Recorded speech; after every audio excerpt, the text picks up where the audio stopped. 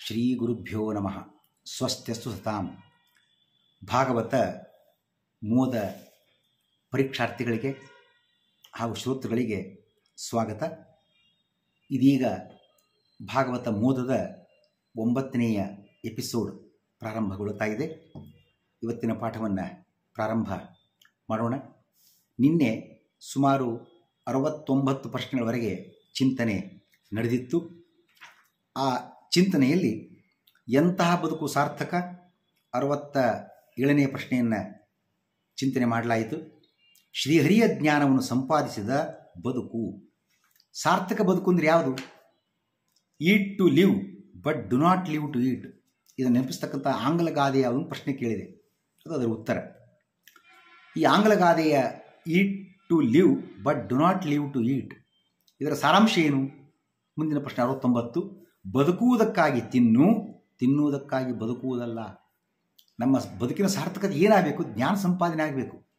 ಅದಕ್ಕೆ ಒಂದಷ್ಟು ಆಹಾರ ಸೇವನೆ, ಹಸಿವಾಗ್ತದೆ, ನೀರಡಿಕೆ ಆಗ್ತದೆ, ನೀರು ಕುಡಿಬೇಕು, ಇವೆಲ್ಲ ಹೊರತು 50 ಸಲ ಮಾವಿನ ಹಣ್ಣು ತಿನ್ನಬೇಕಾಗಿದೆ, 20 ಸಲ ಬಾಳೆಹಣ್ಣಿನ ರಸಾಯನ ತಿನ್ನಬೇಕಾಗಿದೆ, 50 ಸಲ ಮಂಡಿಗೆ ತಿಂದೆ, ಇದಕ್ಕೋಸ್ಕರ ಬದುಕಲ್ಲ. ಎಷ್ಟು ಸತ್ತು ನೀರು ಏನಾಗೋದು? ಆ ಸಂಸ್ಕಾರ ಎಲ್ಲ ಹೋಗಿಬಿಡ್ತದೆ. ಅದಕ್ಕಾಗಿ ಸಾರ್ಥಕ ಬದುಕು ಅಂದರೆ ತತ್ವಜ್ಞಾನ ಸಂಪಾದನೆ ಮಾಡಬೇಕಾಗಿದೆ, ಅದಕ್ಕಾಗಿ ಬದುಕಬೇಕು. ಅದಕ್ಕಾಗಿ ಆಹಾರ ಸೇವನೆ ವಿನಃ ತಿನ್ನುವುದಕ್ಕಾಗಿ ಬದುಕುವುದಲ್ಲ. ಮುಂದಿನ ಪ್ರಶ್ನೆ 70. ಶ್ರೀಹರಿಗೆ ಪದ್ಮನಾಭ ಎಂಬ ಹೆಸರು ಏಕೆ? ಪದ್ಮನಾಭ ಅಂತ ಕರೀತಾರೆ ಭಗವಂತನನ್ನು. ಯಾಕ ಹೆಸರು? ನಾಭಿ ಅಂದರೆ ಸಂಸ್ಕೃತದಲ್ಲಿ ಹೊಕ್ಕಳು ಅಂತ ಅರ್ಥ. ಭಗವಂತ ತನ್ನ ನಾಭಿಯಿಂದ ಅರ್ಥಾತ್ ಹೊಕ್ಕಳಿನಿಂದ ಬ್ರಹ್ಮದೇವನನ್ನು ನಿರ್ಮಾಣ ಮಾಡಿದ್ದಾನೆ. ಅದಕ್ಕಾಗಿ ಆ ಭಗವಂತನಿಗೆ ಪದ್ಮನಾಭ ಅನ್ನೋ ಹೆಸರು. ಭಗವಂತ ನಾಭಿಯಿಂದ ಬ್ರಹ್ಮದೇವನನ್ನು ಸೃಷ್ಟಿ ಮಾಡಿರ್ತಕ್ಕಂಥದ್ದರ ಹಿನ್ನೆಲೆ ಮತ್ತು ತತ್ವರಹಸ್ಯ ಮತ್ತೊಂದಿದೆ. ಎಲ್ಲ ದೇವತೆಗಳಿಗೆ ಇನ್ಕ್ಲೂಡಿಂಗ್ ಬ್ರಹ್ಮ ಬೇರೆ ಬೇರೆ ಅಪೇಕ್ಷೆ ಇದೆ. ಕೊನೆಗೆ ಮಕ್ಕಳನ್ನು ಪಡೆಯೋದಕ್ಕೋಸ್ಕರವಾದರೂ ಕೂಡ ಸ್ತ್ರೀ ಅಪೇಕ್ಷೆ ಉಂಟು. ಸ್ತ್ರೀ ಇಲ್ಲದ ಅಪೇಕ್ಷೆ ಆ ಪೂರೈಕೆ ಆಗೋದಿಲ್ಲ, ಅದು ಮಕ್ಕಳನ್ನು ಪಡಿತಕ್ಕಂಥದ್ದು ಇಲ್ಲದೇ ಇದ್ದರೆ. ಆದರೆ ಭಗವಂತನಿಗೆ ಹಾಗಲ್ಲ, ಮಕ್ಕಳನ್ನು ಪಡೆಯೋದಕ್ಕೋಸ್ಕರವೂ ಕೂಡ ಸ್ತ್ರೀ ಅಪೇಕ್ಷೆ ಇಲ್ಲ. ಅದನ್ನು ಸಾಬೀತು ಮಾಡಿ ತೋರಿಸಿದ. ತನ್ನ ಹೊಕ್ಕಳಿನಿಂದ ಬ್ರಹ್ಮದೇವ ನಿರ್ಮಾಣ ಮಾಡಿ ಲಕ್ಷ್ಮಿಯನ್ನು ಸೈಡಿಗಿಟ್ಟು, ನನಗೆ ಯಾರ ಹಂಗೂ ಇಲ್ಲ, ಯಾರ ಅಪೇಕ್ಷೆಯೂ ಇಲ್ಲ, ಸರ್ವ ತಂತ್ರ ಸ್ವತಂತ್ರನಾಗಿದ್ದೇನೆ. ಅದಕ್ಕೆ ತನ್ನ ನಾಭಿಯಿಂದ ಹೊಕ್ಕಳಿನಿಂದ ಬ್ರಹ್ಮದೇವ ಸೃಷ್ಟಿ ಮಾಡಿದ್ದಾನೆ. ಆ ಭಗವಂತನಿಗೆ ಈ ಕಾರಣಕ್ಕೋಸ್ಕರ ಮಧ್ವರು ನಿರ್ಣಯದಲ್ಲಿ ಸ್ವರಮಣ ಅಂತ ಕರೆದಿದ್ದಾರೆ. ಈ ಸರ್ವಗುಣ ಪರಿಪೂರ್ಣತ್ವ, ಸರ್ವದೋಷ ದೂರತ್ವ ಅಂತೆಲ್ಲ ಹೇಳುವಾಗ ಅನೇಕ ಗುಣಗಳು ಉಂಟು ಬ್ರಹ್ಮಾದಿಗಳಲ್ಲೂ, ಕೆಲವು ದೋಷಗಳು ಇಲ್ಲ, ಅದು ಸರಿ. ಸ್ಪೆಸಿಫಿಕ್ಕಾಗಿ ಯಾರಲ್ಲಿಯೂ ಇಲ್ಲ, ಭಗವಂತನಲ್ಲಿ ಮಾತ್ರ ಉಂಟು ಅಂತ ಹೇಳುವ ಒಂದು ವಿಶೇಷ ಗುಣ ಯಾರು ಉಂಟು ಅಂತ ಪ್ರಶ್ನೆ ಕೇಳಿದಾಗ ಅದಕ್ಕೆ ಉತ್ತರ ಇದೆ. ಸ್ವರಮಣತ್ವ ಅನ್ನುವ ಗುಣ ಅಂದ್ರೇನು? ತನ್ನ ತೃಪ್ತಿಗೆ ಭಗವಂತ ತಾನೇ ಕಾರಣ, ಯಾರ ಆಶ್ರಯವೂ ಇಲ್ಲ, ಯಾರ ಹಂಗೂ ಇಲ್ಲ, ಯಾರ ಬಿಡೇನೂ ಇಲ್ಲ, ಯಾರ ಮುಲಾಜೂ ಇಲ್ಲ ಅನ್ನೋದನ್ನು ಚಿಂತನೆ ಮಾಡತಕ್ಕಂಥದ್ದು. ಅದಕ್ಕಾಗಿಯೇ ತನ್ನ ಹೊಕ್ಕಳಿನಿಂದ ಆ ಬ್ರಹ್ಮದೇವನನ್ನು ನಿರ್ಮಾಣ ಮಾಡಿ ತಾನು ಸರ್ವತಂತ್ರ ಸುಂದರನಾಗಿದ್ದೇನೆ, ನನಗೆ ಯಾರ ಹಂಗೂ ಇಲ್ಲ, ಅಪೇಕ್ಷೆಯನ್ನು ಸಾಬೀತುಪಡಿಸಿದ್ದಾನೆ ಅನ್ನೋದನ್ನು, ಇದರ ತತ್ವವನ್ನು ನಾವು ತಿಳಿಯತಕ್ಕಂಥದ್ದು. ಮುಂದಿನ ಪ್ರಶ್ನೆಗೆ ಹೋಗುವಂತಾಗಿದ್ದರೆ, ಎನ್ನಾಮ ವಿವಶೋಗೃಣನ್, ಇದು ಭಾಗವತದ ಮಾತು. ಯಾವ ಭಗವಂತನ ನಾಮವನ್ನು, ಹೆಸರುಗಳನ್ನು ವಿವಶಃ ಬಹಳ ಪರವಶತೆಯಿಂದ, ಭಕ್ತಿಯಿಂದ, ತನ್ಮಯತೆಯಿಂದ ಅದನ್ನು ನಾಮಸ್ಮರಣೆ ಮಾಡಿಬಿಟ್ರೆ ಅದು ಮುಕ್ತಿದಾಯಕ ಆಗ್ತದೆಯೋ? ಹೀಗೆ ನಾಮಸ್ಮರಣೆ ಸಾಮಾನ್ಯ ಒಂದು ಕ್ರಮ. ಸ್ವಲ್ಪ ಭಕ್ತಿಯಿಂದ, ಆಳವಾಗಿ, ತನ್ಮಯತೆಯಿಂದ, ಪರವಶನಾಗಿ, ಹೀಗೆಲ್ಲ ಸ್ವಲ್ಪ ವಿಶೇಷವಾಗಿ ಭಕ್ತಿಯ ಸಾಗರದಲ್ಲಿ ಮುಳುಗಿದಾಗ ಆ ಭಕ್ತಿಯನ್ನು ನಾವು ನಡೆಸ್ತೇವೆ. ಅದನ್ನು ಪರವಶತೆ, ತನ್ಮಯತೆ ಅಂತ ಕರಿತೇವೆ. ಅಂತಹ ತನ್ಮಯತೆಯಿಂದ ನಡೆಸಿದ ಭಗವಂತ ನಾಮಸ್ಮರಣೆ ಮುಕ್ತಿದಾಯಕ ಅಂತನ್ನೋ ಅರ್ಥ ಏನು? ಅಲ್ಲ. ಮೇಲ್ನೋಟಕ್ಕೆ ಹಂಗೆ ಅನಿಸಿಬಿಡ್ತದೆ, ಒಳ್ಳೆ ಭಕ್ತಿ ಬೇಕು ಅಂತ. ಅದು ಒಂದು ಭಾಗ. ಇದರ ಒಳ ಅರ್ಥವನ್ನು ಮಧ್ವರು ನಮಗೆ ತಂದು ಕೊಡ್ತಾರೆ. ಇಲ್ಲಿ ಮೂಲದಲ್ಲಿರ್ತಕ್ಕಂಥ ವಿವಶ ಅಂತಕ್ಕಂಥದ್ದಕ್ಕೆ ಪದಾರ್ಥಗಳಿಗೆ ವಶನಾಗದೆ ಅಂತ ಅನ್ನೋ ಅರ್ಥ. ವಿ ವಶ, ವಿ ಅಂದರೆ ವಿಷಯ ಪದಾರ್ಥ. ಸಂಸ್ಕೃತದಲ್ಲಿ ಈ ಪಂಚ ಜ್ಞಾನೇಂದ್ರಿಯಗಳು ಅಂತೇನುಂಟು, ಕಣ್ಣು, ಕಿವಿ, ಮೂಗು, ನಾಲಿಗೆ, ಚರ್ಮ, ಇವುಗಳು ಬಯಸುವ ಅಥವಾ ಅದರ ಜ್ಞಾನವನ್ನು ತಂದುಕೊಡುವ ಪದಾರ್ಥಗಳಿಗೆ ವಿಷಯ ಪದಾರ್ಥ ಅಂತ ಕರೀತಾರೆ. ಉದಾಹರಣೆ ಕಣ್ಣು, ರೂಪ ಇದ್ದರೆ ಕಣ್ಣಿಗೆ ಕಾಣಿಸ್ತದೆ. ಆ ಪದಾರ್ಥ ಕೆಂಪು ಬಿಳಿನೋ ಅಲ್ಲೊಂದು ರೂಪ ಬೇಕು. ಬಣ್ಣವೇ ಇರಲಿಲ್ಲ ಕಣ್ಣಿಗೆ ಕಾಣಿಸೋದೇ ಇಲ್ಲ. ಹಾಗೆಯೇ ವಾಸನೆ ಇದ್ದರೆ ಮೂಗದನ್ನು ಗ್ರಹಣ ಮಾಡ್ತದೆ. ಆ ಪದಾರ್ಥಗಳಿಗೆಲ್ಲ ವಿಷಯ ಪದಾರ್ಥ ಅಂತ ಕರೀತಕ್ಕಂಥದ್ದು. ಈ ವಿಷಯ ಪದಾರ್ಥಗಳ ಆಕರ್ಷಣೆಗೆ ಯಾರು ಒಳಗಾಗುವುದಿಲ್ಲ ಅವನಿಗೆ ಮುಕ್ತಿ. ಭಕ್ತಿ ಮಾಡುವಾಗ ತಾತ್ಕಾಲಿಕ ವಿಷಯ ಪದಾರ್ಥ ಆಕರ್ಷಣೆ ಕಡಿಮೆ ಆಗುತ್ತೆ ಅಷ್ಟೇ, ಪೂರ್ಣ ಇಲ್ಲ ಅಂತ ಹೇಳಲಿಕ್ಕಾಗೋದಿಲ್ಲ. ಸ್ವಲ್ಪ ಹೊತ್ತು ಅಷ್ಟೇ, ಮತ್ತೆ ಅವನು ಹಸಿವಿಗೋ ಮತ್ತೆ ಯಾವುದೋ ಆಸೆಗೋ ಹೋಗಿಕೊಂಡ್ಬಿಡ್ತಾನೆ ಆ ಭಕ್ತಿಯ ರಸ ಅನುಭವದ ನಂತರದಲ್ಲಿ. ಹಾಗಾಗಿ ಕೇವಲ ಅಂಥ ಭಕ್ತಿಯಿಂದ ಮುಕ್ತಿ ಅಂತ ಅನ್ನೋ ಅರ್ಥ ಅಲ್ಲ. ವಿಷಯ ಪದಾರ್ಥಗಳ ಆಕರ್ಷಣೆಯನ್ನು ತಪ್ಪಿಸಿಕೊಳ್ಬೇಕು. ಅವುಗಳ ಏನೇ ಪ್ರಭಾವ ನಮ್ಮ ಮೇಲೆ ಬೀರದಂತೆ ಆ ಗಟ್ಟಿ ನಿರ್ಧಾರ, ಮನೋನಿರ್ಧಾರ ತಳೆದಾಗ ಅಂತಹ ವ್ಯಕ್ತಿಗೆ ವಿವಶ ಅಂದರೆ ಆಡಿತಿರುತ್ತೆ. ವಿಷಯ ಪದಾರ್ಥಗಳಿಗೆ ವಶನಾಗದೇ ಇರತಕ್ಕಂಥವನಿಗೆ ಮೋಕ್ಷ. ಇದನ್ನು ತಂದುಕೊಳ್ತಕ್ಕಂಥ ಕ್ರಮ ಹೇಗೆ? ನಾವು ಪ್ರಾರಂಭದಲ್ಲಿದ್ದೇವೆ. ಈಗ ಸ್ಟಾರ್ಟಿಂಗ್ ಪಾಯಿಂಟ್ ನಾವೇನು ಮಾಡಬೇಕು ಅಂತನ್ನುವಾಗ, ಪ್ರಾರಂಭದಲ್ಲಿ ಏನೂ ಗೊತ್ತಿಲ್ಲ ಅಂತ ಆಗುವಾಗ ವಿಷ್ಣು ಹಾಗೂ ವೈಷ್ಣವರು ಇವರ ಸೇವೆಯನ್ನು ಮಾಡಬೇಕು.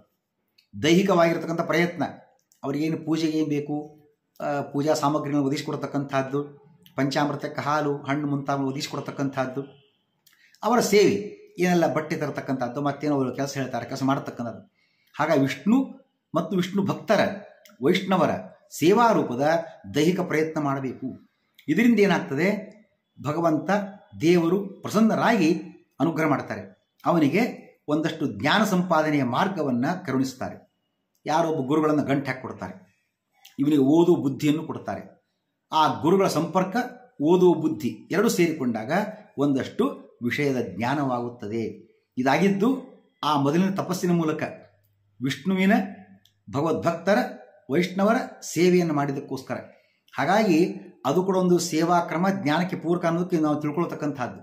ಬರೀ ನಾವಲ್ಲಿ ಅವರ ಸೇವೆ ಮಾಡಿದರೆ ಅವ್ರ ನೀರು ತಂದು ಕೊಟ್ವಿ, ಅವ್ರ ಊಟಕ್ಕೆ ಹಾಕಿದ್ವಿ, ಅವ್ರ ಬಟ್ಟೆ ತಂದು ಕೊಟ್ವಿ, ಮತ್ತೇನೇನೋ ಸೇವೆ ಮಾಡ್ತೀವಿ, ಇದನ್ನ ಏನಾಗೋದದ ಅಂತ ಅಂತೀವಿ. ಅಲ್ಲ, ಜ್ಞಾನಿಗಳ ಸೇವೆಯನ್ನು ವೈಷ್ಣವರ ಸೇವೆಯನ್ನು ಮಾಡಿದಾಗ ಅದು ಮುಂದಿನ ಜ್ಞಾನಕ್ಕೆ ಪೂರಕವಾಗ್ತದೆ. ಅದರಿಂದ ಅಧ್ಯಯನದ ಅವಕಾಶ ಸಿಗ್ತದೆ. ಭಗವಂತ ಅನುಗ್ರಹ ಮಾಡ್ತಾನೆ, ಜ್ಞಾನಿಗಳ ಗಂಟು ಹಾಕಿಕೊಡ್ತಾನೆ. ಪ್ರವಚನ, ಅಧ್ಯಯನ, ಅದನ್ನು ಪಾಠ ಹೇಳ್ತಕ್ಕಂಥದ್ದು. ಈ ಅಧ್ಯಯನ ಮತ್ತು ಪ್ರವಚನಗಳನ್ನು ಕೈಗೊಂಡಾಗ ಮಾತ್ರ ನಿರಂತರ ಹರಿಸ್ಮರಣೆ ಇರ್ತದೆ. ಅಧ್ಯಯನ ಪ್ರವಚನ ಬಿಟ್ಟರೆ ನಿರಂತರ ಹರಿಸ್ಮರಣೆ ಬೇರೆ ಫಾರ್ಮಲ್ ಇಲ್ಲ. ಪೂಜೆಯನ್ನು ಮಾಡ್ತೇವೆ, ಪಾರಾಯಣವನ್ನು ಮಾಡ್ತೇವೆ, ಪ್ರದಕ್ಷಿಣೆಯನ್ನು ಹಾಕ್ತೇವೆ, ನಮಸ್ಕಾರವನ್ನು ಮಾಡ್ತೇವೆ, ಎಲ್ಲ ಒಳ್ಳೆಯ ಕೆಲಸಗಳೇ.